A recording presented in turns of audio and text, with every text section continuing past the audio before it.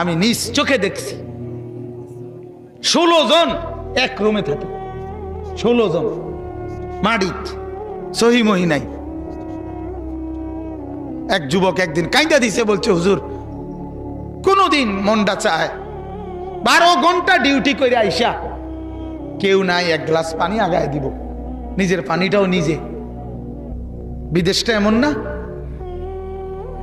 সে কি আর বলে, বাড়িওয়ালাদেরকে তো বুঝতে দেয় না, মা কানবে, বউ অভাব চিন্তা করবে, এই জন্য বলে না, বলে না। এটাই তো সন্তানের নিয়ম।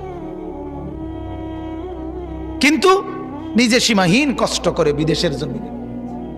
আমার কষ্ট লাগছে দেখে, আমি হজ উমরায় গেছি যে সৌদি আরব, আগে কতবারই দেখছি এরা নিয়ে যায় দাওয়াত দিয়ে দিয়ে তাকে রোমে, ছোট্ট গদ্দুর জায়গার মধ্যে কষ্ট করে থাকে।